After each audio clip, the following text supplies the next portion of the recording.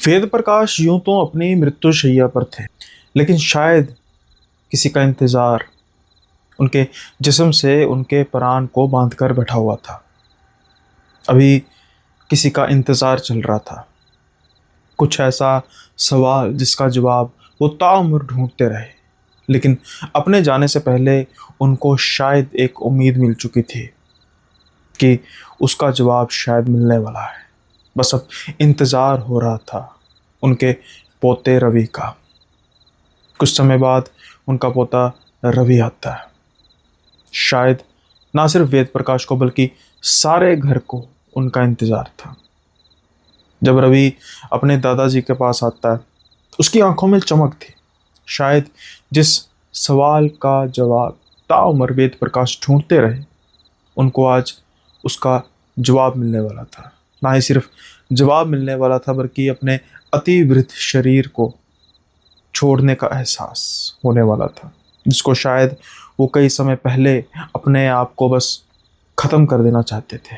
लेकिन इस जवाब के लिए वो जिंदा थे। उनका पोता रवि कहता है कि दादाजी, बात आपसे करनी है। और दादाजी कहते हैं, बस इसी का तो इंतज़ार था मुझे। दादाजी सबको कमरे के बाहर जाने का इशारा करते हैं। अब सिर्फ कमरे में रवि और दादाजी थे। रवि धीरे धीरे उनकी तरफ बढ़ता है, कुछ बातें करता है, कुछ बताता है। उसके बाद वो देखता है कि उनकी दादाजी के आंखों से आंसू बह रहे थे। शायद किसी चीज़ का दुख भी था, शायद एक वज़न था उनकी छाती पर, वो भी कम हो रहा था। काफ़ी चीज़ें थी। उसके बाद रवि फिर कमरे से बाहर आ जाता है। एक दिन बाद उनके दादाजी चल बसते हैं, लेकिन उनकी मौत एक सुकून भरी मौत थी। उनको उनके सवालों का जवाब मिल चुका था, और रवि को भी जो उनको मिशन दिया गया था, जो उनको कार्य दिया गया था पूरा करने के लिए, फाइनली उन्होंने पूरा किया। लेकिन वो काम था क्या? क्या था जिसका जवाब शायद वेद प्रकाश ताउम्र ढूंढते रहे?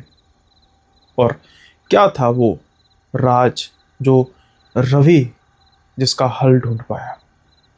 अब ये सब तो आपको मिलेगा किस्से के अगले पड़ाव में सुनने को। लेकिन उससे पहले जो नए हैं, सब्सक्राइब नहीं जिन्होंने किया, ज़रूर सब्सक्राइब कीजिए। बेल आइकन को प्रेस करना मत भूलिएगा। साथ के साथ ही लाइक और हाइप का बटन ज़रूर प्रेस कर दीजिएगा।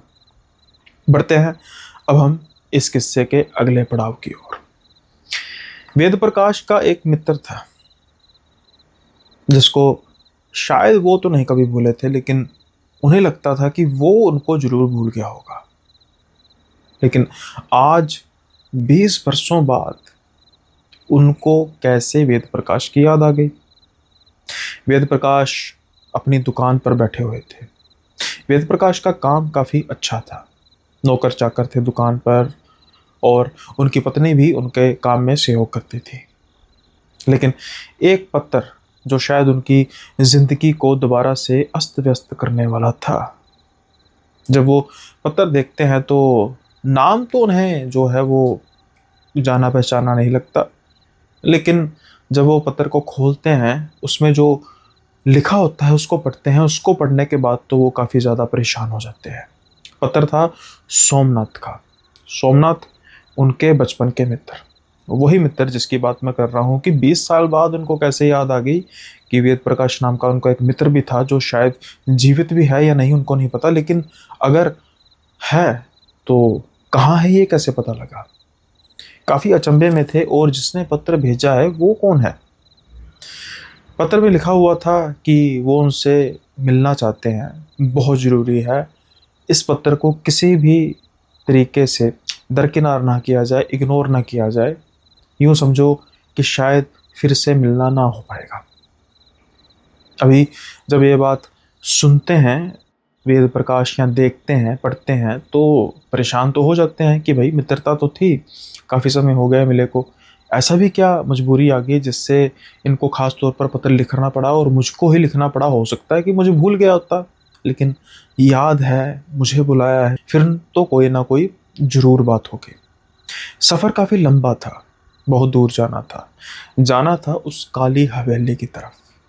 बहुत यादें जुड़ी हुई थी उस हवेली से इनकी। ना सिर्फ इनकी बल्कि इनके मित्र सोमनाथ की भी। लेकिन उसके बाद ये काफ़ी दूर चले जाते हैं उस हवेली से। ऐसा नहीं है कि कुछ होता है। दरअसल जो सोमनाथ हैं और जो वेद प्रकाश है, दोनों एक ही स्कूल में पढ़ते थे। काफ़ी बड़ा स्कूल था, कॉन्वेंट स्कूल था।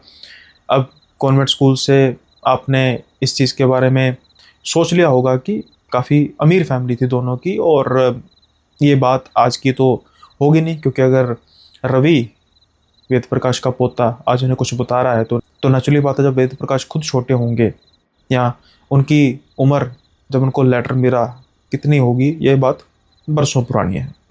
खैर वापस आते हैं हम कहानी पर। अब जब उनको पत्र ये मिलता है, जैसा मैंने कहा, जो लिखा था, और सोम प्रकाश और वेद प्रकाश दोनों दोस्त थे, स्कूल में इकट्ठे पढ़ते थे, और जब भी कभी समय मिलता था तो दोनों अपनी हवेली पर आकर खेलते थे, काली हवेली पर जो सोमनाथ की थी। सोमनाथ बेहद अमीर, वेद प्रकाश अच्छी फैमिली से थे। उनके पिता डॉक्टर थे, जो कि पास के ही कस्बे में एक जो हॉस्पिटल था, बेसिकली शहर ही था, उसके हॉस्पिटल में वो एसएमओ थे, यानी कि सीनियर मेडिकल ऑफिसर। अच्छी पोस्ट थी, डॉक्टर थे, तो उनके भी बच्चे अच्छे स्कूल में, बड़े स्कूल में पढ़ते थे। इसी वजह से इन दोनों की दोस्ती हो गई। फिर धीरे धीरे कुछ हद तक फैमिली रिलेशंस भी थे। कभी कभी हफ्ते 10 दिन महीने में एक दूसरे के घर आना जाना, बच्चों की खातिर खेलते हैं बच्चे, उसकी वजह से ठीक ठाक जान पहचान थी। लेकिन अब जो ये डॉक्टर थे, इनकी ट्रांसफ़र होनी थी, और ट्रांसफ़र काफ़ी दूर हुई, तकरीबन कुछ 700 किलोमीटर दूर। अब ये बात उस समय की है जब कम्युनिकेशन तो नामात्र ही था, यहाँ तक कि ट्रांसपोर्टेशन भी इतना स्मूथ नहीं था कि 700 किलोमीटर किसी को खास तौर पर मिलने के लिए आया जाए। तो जो दोस्ती थी, जो रोज़ाना मिलते थे, जो तकरीबन हफ्ते 10 दिन 15 दिन में घर में एक बार मिलते थे, खेलते थे, अब वो बात ख़त्म हो चुकी थी। वेद प्रकाश और सोमनाथ दोनों के रास्ते अलग हो चुके थे। सोमनाथ अमीर घर के जमींदार, वेद प्रकाश अच्छी घर के थे लेकिन साइलेंट पिता।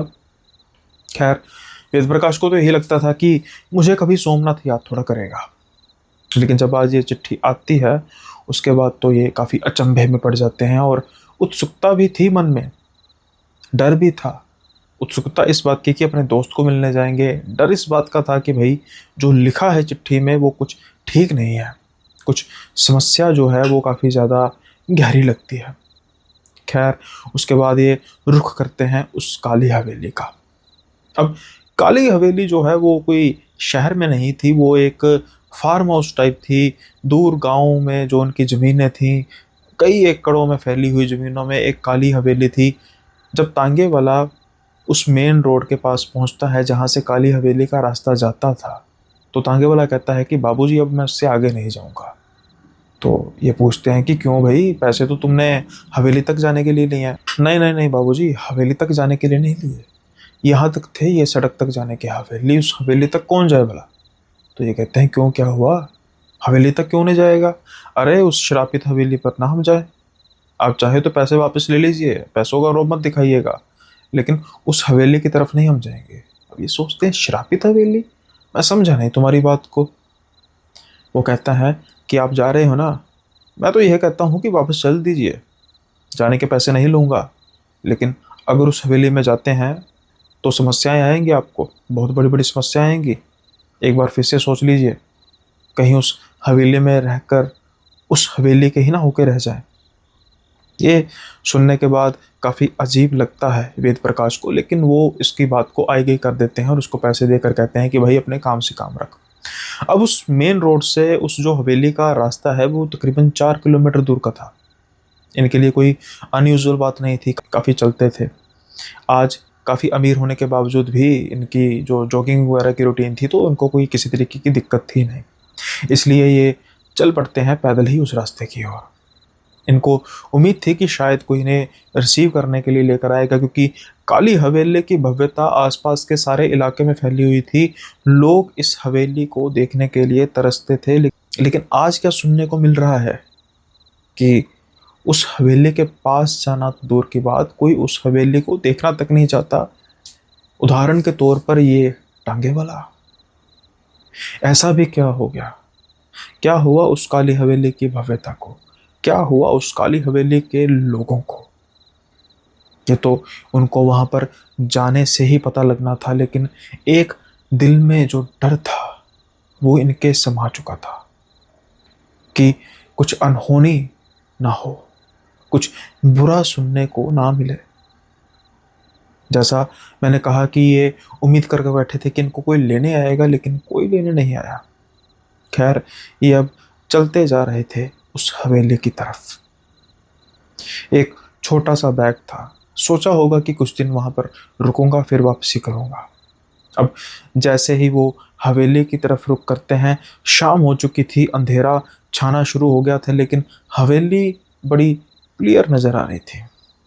लेकिन जब वो हवेली की तरफ देखते हैं तो देखते रह जाते हैं। आज से ठीक 20 साल पहले जिस हवेली को वो छोड़कर गए थे, ये बिल्कुल उससे इतर थी। आज ये हवेली नहीं, मानो कोई भूत बंगला लग रही थी।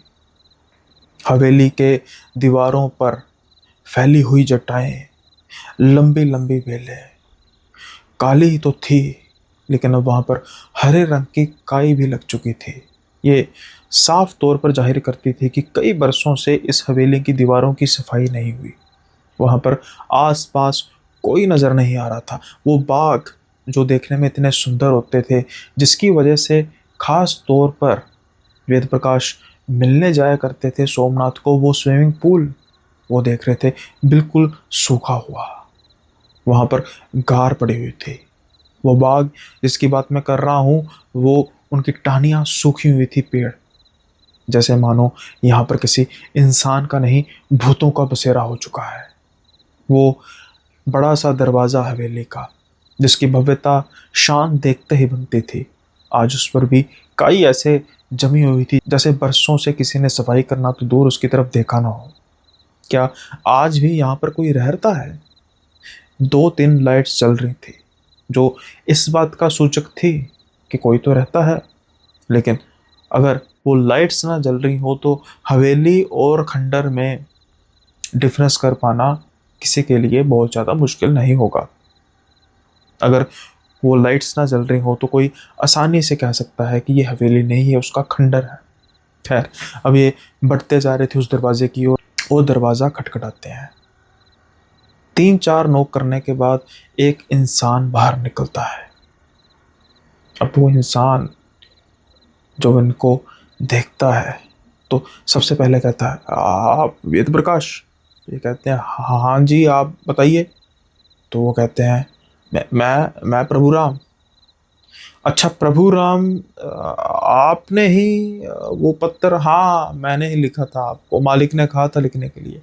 चलिए मेरे साथ चलिए। लाखों सवाल थे मन में, लेकिन क्या वो प्रभु राम से करने वाले थे? नहीं, प्रभु राम से क्या करने लाख सवाल, क्योंकि वो तो महज एक नौकर थे, महज एक एम्प्लॉय थे। वो क्या बता पाते कि क्यों इस पत्र को लिखा गया, क्यों इस हवेली का हाल ऐसा हुआ, क्या हुआ इसके साथ।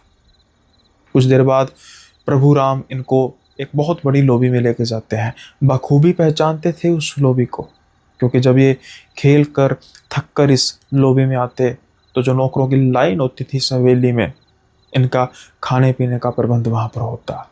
अगर किसी की टांग दुख रही होती, किसी की बाजू दुख रही होती, तो वो नौकर इनकी अच्छे से सेवा करते। लेकिन आज वो लॉबी बिल्कुल वीरान सी लग रही थी। नौकर के नाम पर सिर्फ एक बूढ़ा आदमी था जो इनको सामने नजर आ रहा था, और कोई नहीं। अब ये बैठते हैं, इंतजार होता है सोमनाथ का।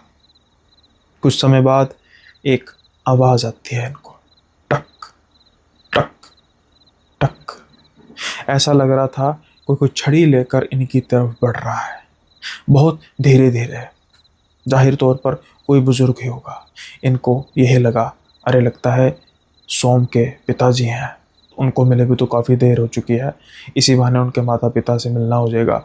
जैसे ही वो पलट कर देखता है तो बस उसकी आंखें फटी की फटी रह जाती हैं, क्योंकि उनके सामने जो शख्स चला आ रहा था, उसने लाठी ली हुई थी, बहुत धीरे धीरे चला आ रहा था। गौर से देखने पर वो हल्का हल्का सोमनाथ के पिता की झलक दे रहा था, लेकिन वो सोमनाथ के पिता नहीं थे। वो बल्कि खुद सोमनाथ ही थे। वो सोमनाथ जो तकरीबन तकरीबन वेद प्रकाश की उम्र के ही थे। 13 बरस की उम्र में वेद प्रकाश इस कस्बे, इस शहर से दूर गए थे। आज 20 वर्ष हो चुके थे। 33 बरस उनकी उम्र हो चुकी थी।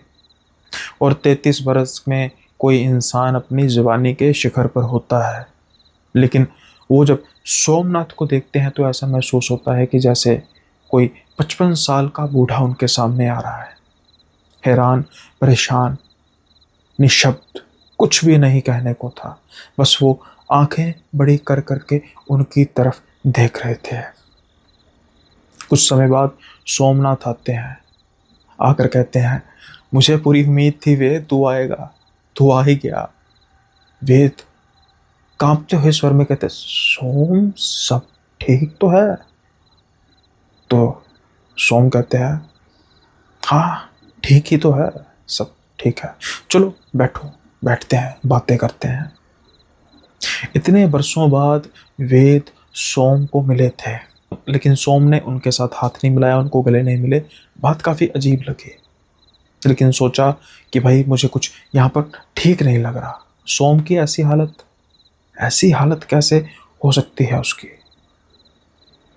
असंभव, बात करनी पड़ेगी। जो कुछ पत्र में लिखा गया है ये किसी बहुत ज़्यादा गहरे षड्यंत्र की ओर इशारा कर रहा है। कुछ तो हुआ है इस हवेली में। यूं ही तो नहीं ये एक हस्ती बस्ती इतनी बड़ी हवेली वीरान हो चुकी है, और इसके अंदर रहने वाले जो लोग हैं उनकी दशा देखते नहीं बनती।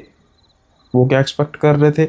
बाहर बड़ी गाड़ियां खड़ी होंगी, सोम का अपना परिवार बन चुका होगा, छोटा सा बच्चा होगा, पत्नी होगी, आसपास नौकर होंगे, लेकिन इनके बिल्कुल बरक्स, वो बिल्कुल वीराना में बैठे हुए थे। अजीब, काफी अजीब।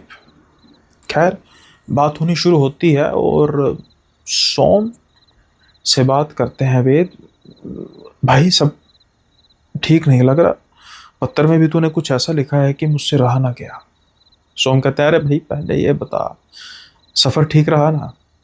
सुना है पैसा बहुत हो गया है तेरे पास। सोम को कहते हैं वेद, तेरे जितना नहीं हुआ भाई। तुझे कैसे पता लगा? 20 साल हो चुके हैं, ना कोई अता, ना कोई पता, कोई खबर नहीं। तो सोम कहते हैं, अगर यही बात मैं तुझसे करूं वेद, 20 बरस हो चुके हैं, कोई अता नहीं, कोई पता नहीं, खबर नहीं ली कोई कि जिंदा भी हूं या नहीं। क्या अमीरी ही पैमाना है कि अमीर ही किसी को याद करेगा? पैसा ही पैमाना होता है रिश्तों का। इसी वजह से तो जो अमीर हो जाता है उसको लोग ये सोचकर उससे दूरी बनाते हैं, इसकी तो अकड़ होगी। लेकिन क्या कभी उसकी मनोदशा किसी ने जानने की कोशिश की है? शायद वेद के मन में इन 20 सालों में कुछ इस तरह की बातें आती भी होंगी कि भाई वो तो बड़ा आदमी है, मुझे क्या याद करेगा। उसके आर्ग्यूमेंट से वेद की नज़रें झुक चुकी थी। बात तो ठीक है, कभी मैंने भी जानने की कोशिश तो नहीं की, और जो हालात हैं उस हालात के हिसाब से मुझे पूछना चाहिए था सोम को। मैं तो बिल्कुल ठीक हूँ, तंदुरुस्त हूँ, अमीर बन चुका हूँ, लेकिन वही मेरे सामने मेरा बैठा मित्र, इसकी दशा बिल्कुल उल्ट हो चुकी है। वेद उस समय कई बातें करते करते पूछने की कोशिश करता है कि ये सब कुछ क्या हो रहा है, मुझे समय नहीं लगता, लेकिन एक आवाज़ आती है धीरे धीरे। उम्मीद नहीं थी तुम आओगे। एक बूढ़ी औरत जैसी आवाज़। जैसे ही ये आवाज़ एक कोने से आती है तो ध्यान जाता है वेद का उस कोने की तरफ। मध्यम मध्यम रोशनी थी, जिसकी वजह से चेहरा ठीक तरह से पड़ा तो नहीं जा रहा था, लेकिन जैसे ही वो चेहरा बढ़ती हुई रोशनी की तरफ बढ़ता जा रहा था, वेद को कुछ ही समय में एक और झटका लगता है, क्योंकि उसके सामने खड़ी हुई थी जया। जया, सोम की छोटी बहन, सोम से 3 साल छोटी उम्र होनी चाहिए, 30 साल, लेकिन जो उसके सामने लड़की खड़ी थी उसकी उम्र कम से कम 60 बरस की लग रही थी। 60 बरस की। ये देखकर वेद तो हैरान हो जाता है, उसकी आंखों से आंसू निकल जाते हैं। उतना दुख उसे सोम की हालत को देखकर नहीं लगा जितना दुख उसे जया की हालत को देखकर लगता है, क्योंकि जया वेद का पहला प्यार थे, बचपन का प्यार। जब सोम और वेद खेलते थे, जया उनको कभी कभी उस बालकोनी से देखती थी जहां उसका कमरा होता था। अभी तो ये बच्चे ही थे, लेकिन फिर भी दिल हार चुका था वेद जया पर। लेकिन दोस्त की बहन होने के नाते कुछ भी कहने से डरता था, और ये कोई उम्र भी नहीं थी कहने की। कच्चा प्यार था। जब दूर हुए उसके बाद कभी भी उसने जया को देखा ही नहीं, तो फिर प्यार का कोई मतलब ही नहीं था, ना ही कोई कम्युनिकेशन का कोई साधन था। आज वो 20 बरस बाद ही जया को देख रहा था, और जया की ये हालत देखकर उसको एक पल के लिए वो अटैचमेंट तो याद आती है जो उसके साथ थी।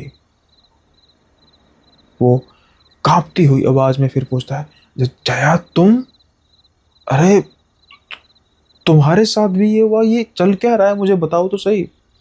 जया कहती है, अरे आप पहले कुछ खाइए पिए, अभी आपने कुछ दिन रहना है यहाँ पे, सब धीरे धीरे हम बताएंगे, आप किसी जल्दी में तो नहीं है।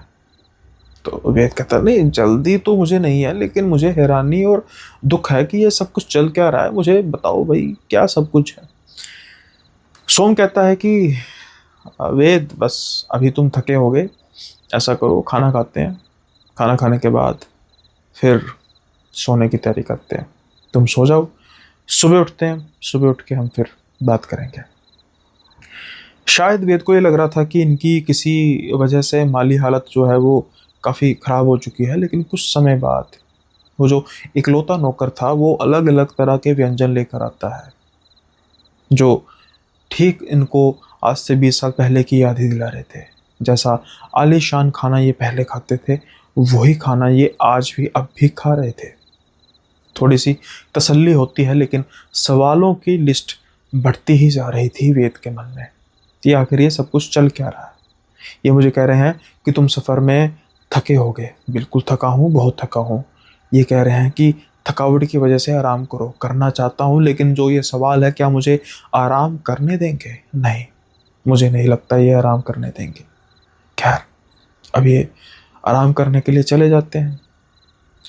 रात के समय में कुछ जो होता है उसके बाद शायद इनके विचार बदलने लग पड़ते हैं।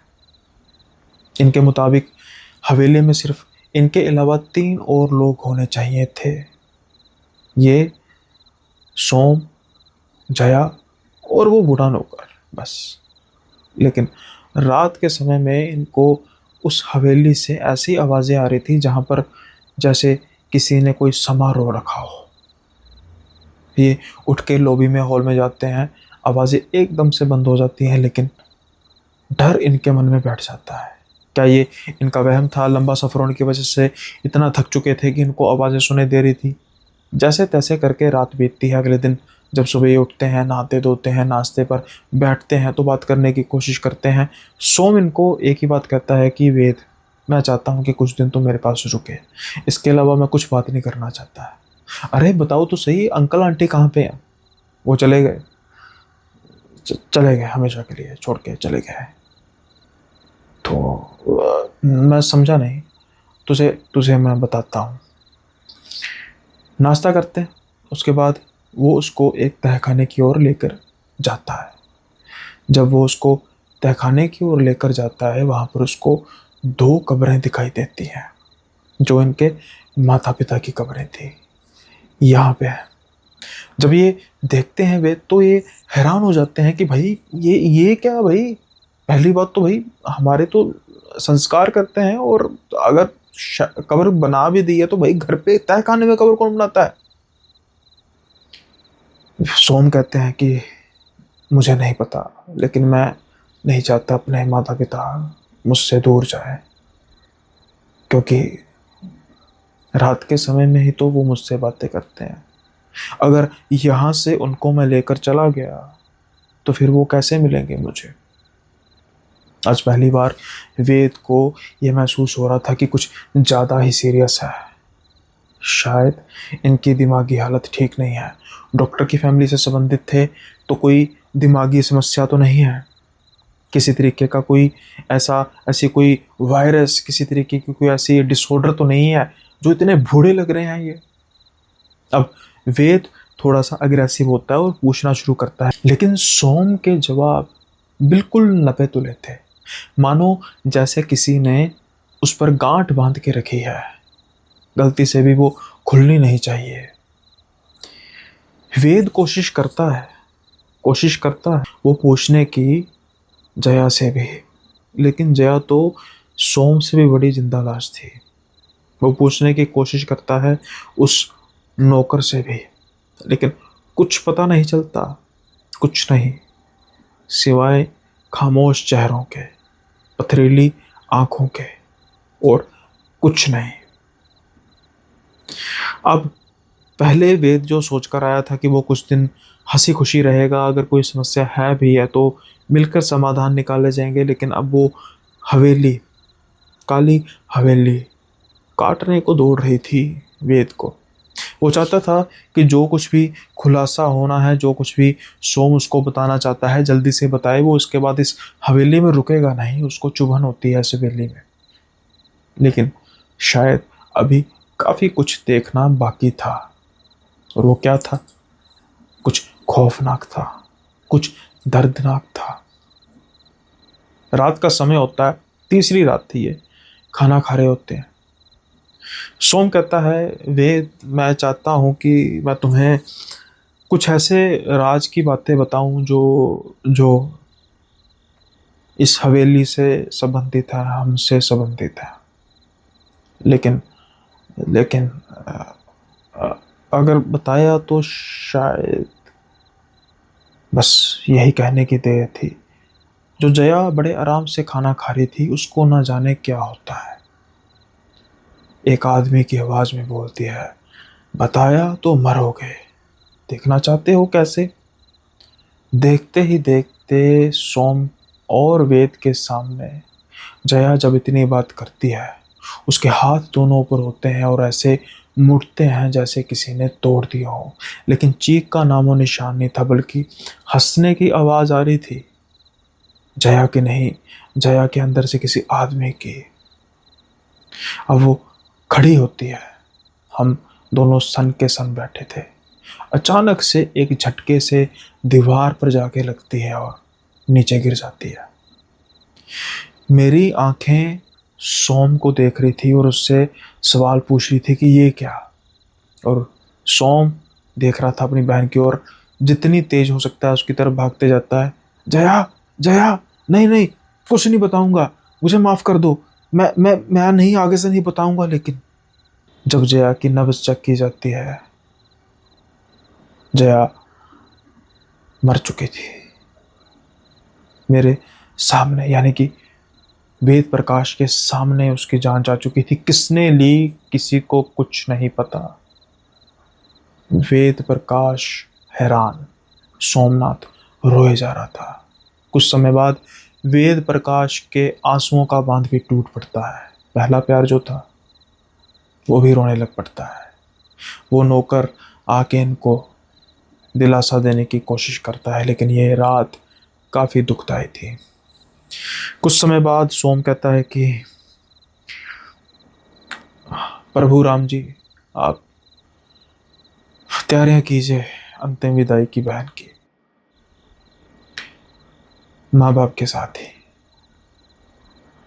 वेद प्रकाश सोमनाथ की तरफ हैरानी भरी निगाहों से देख रहा था। इसको भी? हाँ, सब यही जाएंगे भाई, सब यही जाएंगे। मैं समझा नहीं। शायद मैं बताना चाहता था तुम्हें, लेकिन नहीं, इसका अंजाम तुमने देख लिया ना क्या हुआ। कई सवाल तो थे वेद प्रकाश के मन में, लेकिन कहता तो क्या, इतनी बड़ी ट्रेजेडी हो चुकी थी। खैर, एक ताबूत में बंद किया जाता है जो शायद पहले से ही तैयार था, जैसे कि सोमनाथ को पता है कि जल्दी ही सब मरेंगे।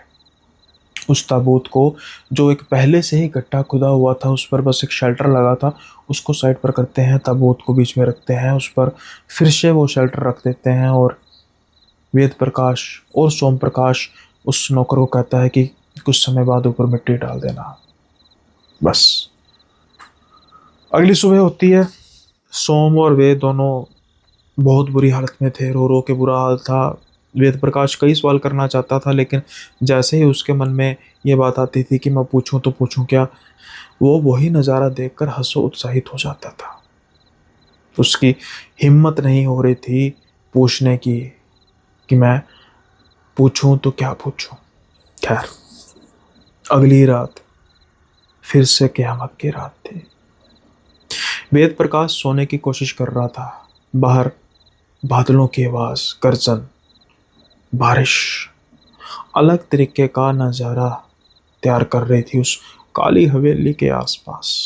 एक ऊपर से खंडर हो चुकी हवेली और इतनी तेज़ बारिश, बादलों की गर्जना वेद प्रकाश के डर में इजाफा कर रही थी। कुछ समय बाद दरवाज़ा खटकता है और सोम की आवाज़ आती है, वेद जल्दी जल्दी दरवाज़ा खटका, मेरे पास समय नहीं है, समय नहीं है, जल्दी खोल। वेद प्रकाश भागता भागता दरवाज़ा खोलता है। वो देखता है कि सोमनाथ उसके सामने खड़ा था। वो जल्दी से अंदर आता है और कहता है कि वेद, मैंने मैंने निश्चय किया है, मैं सब कुछ बता दूंगा, बस मैं ही तो बचा हूँ, मुझे अपनी ज़िंदगी की कोई परवाह नहीं, लेकिन पता होना चाहिए हमारे साथ हुआ क्या, हमारे साथ क्या हुआ पता होना चाहिए। बस इतना ही कहते हैं।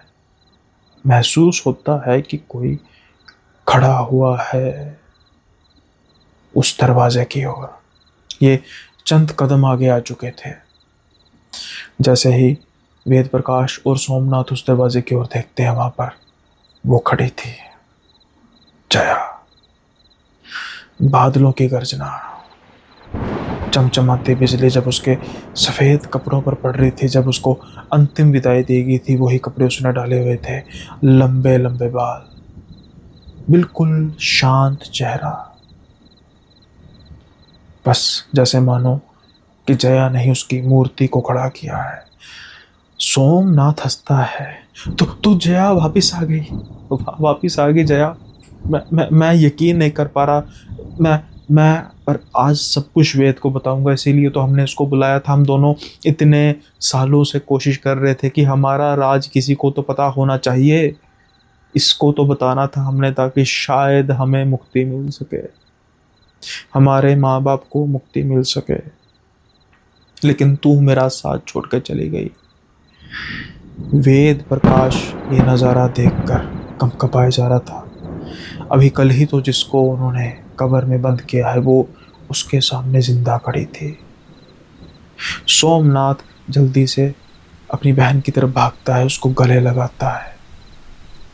वेद प्रकाश भाई बहन के मिलन में आना नहीं चाहता था, लेकिन वो एक चीज को नोटिस करता है कि कुछ समय बीत चुका है। जो जया है वो बिल्कुल सीधे खड़ी है, जैसे मानो शरीर में कोई जान नहीं है, और उसको वैसे ही गले लगाकर खड़ा हुआ है सोमनाथ। वो कहता है सोम को, सोम बस गले मिलना हुआ भाई, जो बताना है मुझे बता, मुझे डर लग रहा है यार, ये तो बड़ी अजीब चीज़ है। अगर ये जया ना होती तो मेरा हार्ट अटैक आ जाता। तू कब, तो ये चल क्या रहा है यहाँ पे, मुझे बताओ यार, मैं मेरी बात सुन। लेकिन कोई भी जवाब नहीं आता, कोई भी हिलजुल नहीं होती। खैर, धीरे धीरे वेद प्रकाश जाता है और जैसे ही सोमनाथ के कंधे पर पीछे से हाथ लगाता है, दोनों जया और सोम भुरभुरा के नीचे गिर जाते हैं, जैसे दोनों लाशें थी। एक लाश की पुष्टि हो चुकी थी, जो जया थी, जो एक दिन पहले ही, एक रात पहले ही मरी थी। लेकिन सोम, वो तो कुछ समय पहले जिंदा था। वो जल्दी से सोम के नाक के आगे उंगली रखता है, ये जानने के लिए सांस चल रही कि नहीं, दिल को दबाने की कोशिश कर रहा है, हार्ट बीट चल रही है कि नहीं। लेकिन सोम भी अब अपनी बहन की तरह मुर्दा बन चुका था। वेद प्रकाश की ऊंची ऊंची चीखें उस हवेली में गूंज रही थी, उस काली हवेली में गूंज रही थी। बारिश तेज हो चुकी थी, तूफान तेज हो चुका था। बादलों की गर्जना डराए जा रहे थे। उसकी आवाज़ें सुनकर वो नौकर भागता हुआ आता है और जब वो नज़ारा देखता है तो वो कहता है, वेद जी आप यहाँ से जल्दी जाइए, माहौल ख़राब हो चुका है, जल्दी यहाँ से जाइए नहीं तो वो आपको भी मार देंगे। वेद कहता है, डरते किसकी बात कर रहे हो, अभी ये बात करने का मौका नहीं है। मैं कहता हूँ जल्दी से जाइए यहाँ से और कभी भी मुड़ कर नहीं आना, नहीं तो अगली लाश आपकी होगी। वेद जानना बहुत कुछ चाहता था, लेकिन उसके सामने उसकी बीवी का चेहरा, उसका बच्चों का चेहरा आ चुका था और उसको ये चीज़ का पता लग चुका था कि यहाँ पर मौत नाच रही है, जो देखते ही देखते उसकी दोस्त और उसकी बहन को लील चुकी है। वक्त अब ज़्यादा दूर नहीं कि उसकी बारी भी आएगी। वेद प्रकाश भागता है उस हवेली से बाहर।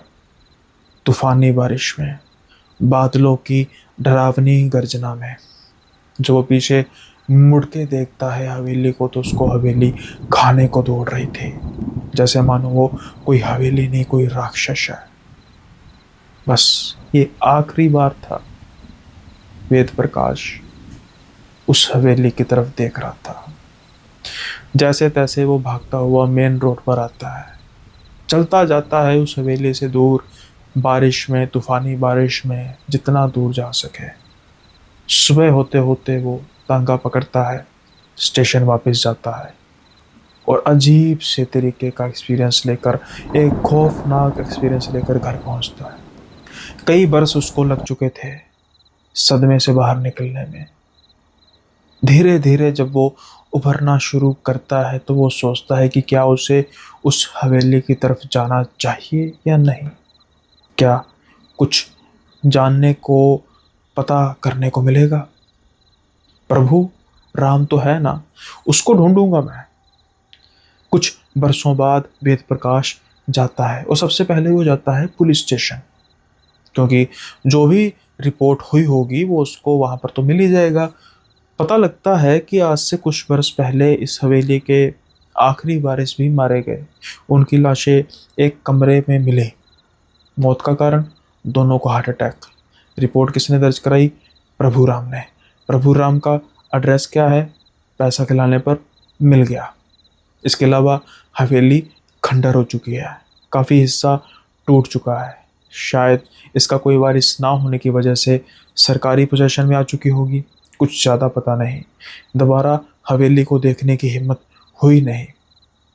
अब पता कराने पर लगता है पता वेद प्रकाश को प्रभु राम का कि वो बहुत समय पहले, यानी कि जैसे ही ये मौत हुई तो उसके बाद वो जल्दी ही छोड़कर जा चुका था इस गांव को। कहाँ गया है किसी को कुछ पता नहीं।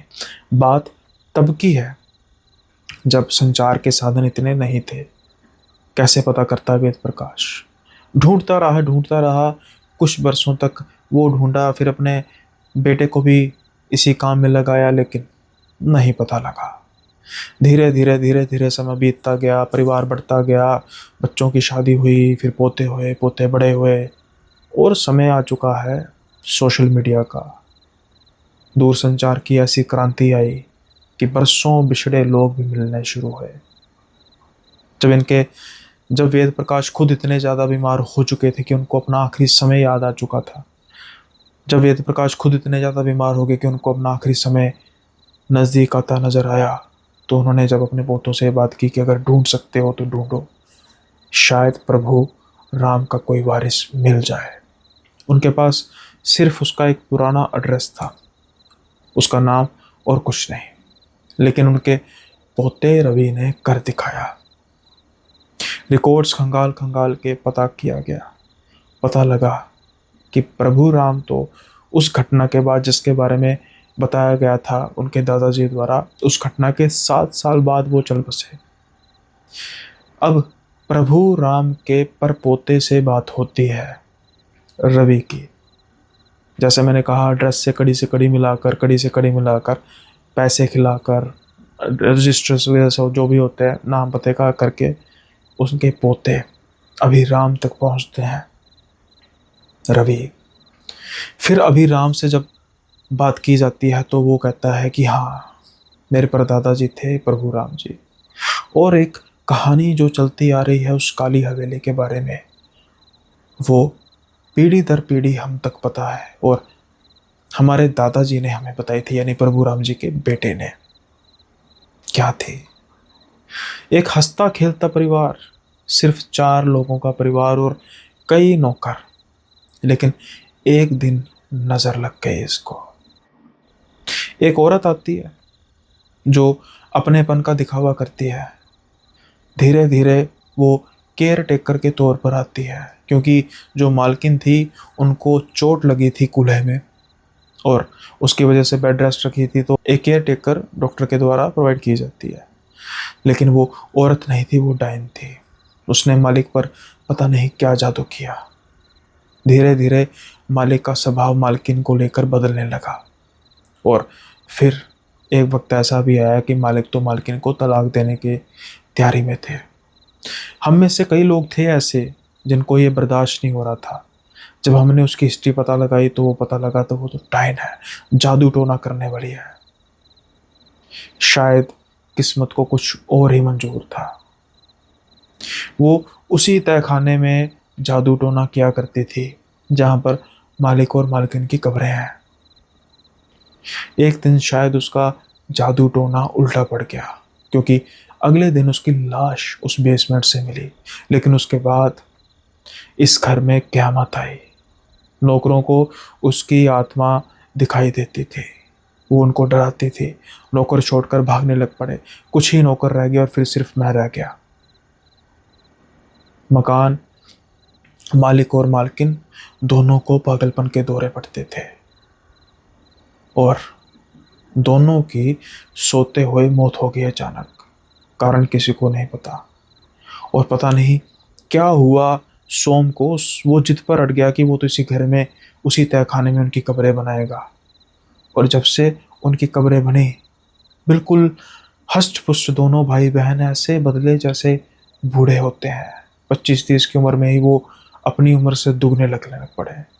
शायद उसका उल्टा जादू जो पड़ा था उसने उसकी जान तो ले ली, लेकिन उसका असर कम नहीं हुआ और एक घर पर वो कहर बनकर टूट कर पड़ी रही। उन्होंने कईयों को बताने की कोशिश की, लेकिन कोई भी उनके करीब आना नहीं चाहता था। सब डरते थे। फिर शायद हार कर उन्होंने एक अपने दोस्त को पत्र भेजा था। उनका दोस्त आया भी था और जब वो आया तो इन दोनों की मौत हुई होगी। इसके बाद दादाजी कहते हैं कि उनके पिताजी जल्दी ही उस जगह को छोड़कर चले गए, क्योंकि वो चीखें, वो चेहरे उनको सताते थे, उनको चैन से जीने नहीं देते थे और इसी वजह से वो अगले 5-7 साल में चल बसे। लेकिन ये सारा किस्सा अपने बेटे को बता चुके थे और फिर मेरे दादाजी से मेरे पिताजी को ये बात पता लगी और मेरे पिताजी से मुझे। अजीब है सोशल मीडिया। किसी ने अगर इसका सही फ़ायदा उठाना हो तो उठाया भी जा सकता है। एक जाते हुए इंसान की रूह को शांति मिली, सुकून से वो जा सका। और जो उस काली हवेली में हुआ, बेहद ही खौफनाक किस्सा। उम्मीद करता हूँ किस्सा आपको पसंद आया होगा। और ये काले जादू तो बड़े बड़ों के घर बर्बाद कर देते हैं। वो काली हवेली का घर क्या चीज़ थी। लेकिन कई ऐसे राज दफन हैं इन खंडरों में जो देखने में तो सिर्फ खंडर ही लगते हैं, लेकिन जब इनकी तह पर जाया जाता है, तह तक जाया जाता है, तो पता लगता है ऐसा राज जहाँ पर होती है लोगों की चीखें, उनकी मौत की दास्तां। उम्मीद करता हूँ ये किस्सा आपको पसंद आया होगा। पसंद आया तो लाइक शेयर सब्सक्राइब करना मत भूलिएगा और हाइप जरूर दीजिएगा। साथ के साथ ही जो मेंबरशिप ओनली वीडियोज़ हैं उसमें नई एक वीडियो ऐड हुई है जो है बहन की खौफनाक मौत, एक दिल दहला देने वाला किस्सा। और मैं चाहता हूँ कि अगर आप उस किस्से को भी सुनना चाहते हैं तो मेंबरशिप प्लान को ज़रूर ज्वाइन कीजिए। साथ के साथ ही अगर आप व्हाट्सएप कम्युनिटी से जुड़ना चाहते हैं तो डिस्क्रिप्शन में लिंक दिया गया है, वहाँ पर जाकर आप व्हाट्सएप कम्युनिटी से जुड़ सकते हैं। वो कम्युनिटी है, आप आपस में बातें करना चाहते हैं जो रेगुलर व्यूअर्स हैं। कमेंट में तो उस सबसे बातें नहीं हो सकती, लेकिन वहाँ पर आप बातें कर सकते हैं, टॉपिक्स बता सकते हैं, कुछ सजेशन भी बता सकते हैं, कुछ नाराज़गी है वो भी कर सकते हैं मुझसे, कोई बात नहीं। खैर, जो आज का वीडियो है इसको यहीं पर समाप्त करते हैं। और अगर आप अपने किस्से शेयर करना चाहते हैं उसके लिए भी 3 ऑप्शन अवेलेबल हैं जो कि आपको स्क्रीन पर मिल रहे हैं। पहला ऑप्शन है जो व्हाट्सएप नंबर, यहाँ पर आप मुझे चाहें तो डीएम कर सकते हैं। और अगर बोलकर किस्सा सुनाना चाहते हैं, रिकॉर्ड नहीं करना चाहते, लिखना नहीं चाहते, तो मुझे कॉल कर सकते हैं, लेकिन उससे पहले मैसेज। इसके अलावा ईमेल आईडी आपको प्रोवाइड की गई है, यहाँ पर भी आप लिख कर, राइट करके या फिर रिकॉर्ड करके भेज सकते हैं, और इंस्टा पर भी। तीनों में से कोई भी मोड आपको जो पसंद है वो आप कर सकते हैं। और अभी मैंने एक एक्टिविटी देखी है कुछ समय से, कुछ ऐसे सब्सक्राइबर्स हैं, व्यूअर्स हैं जो चाहते हैं कि वो मेरे साथ पॉडकास्ट करें, जो अपने किस्से हैं वो अपनी जुबान में ही सुनाना चाहते हैं। तो आप भी चाहते हैं तो आ सकते हैं, मतलब कांटेक्ट कर सकते हैं, फिर देखेंगे कि कौन सा जो रास्ता है वो सही है। अगर आप आ सकते हैं तो बढ़िया बात है, ऑनलाइन कर सकते हैं, या फिर अगर आपके पास आसपास मैं हूँ तो मुझे खुशी होगी आपको होस्ट करने में, आपके ही प्लेस में। तो खैर, यही सब कुछ आपसे डिस्कस करना था। तो अगले एपिसोड में मिलेंगे नए किस्सों के साथ। तब तक के लिए बाय बाय, अपना ख्याल रखिएगा।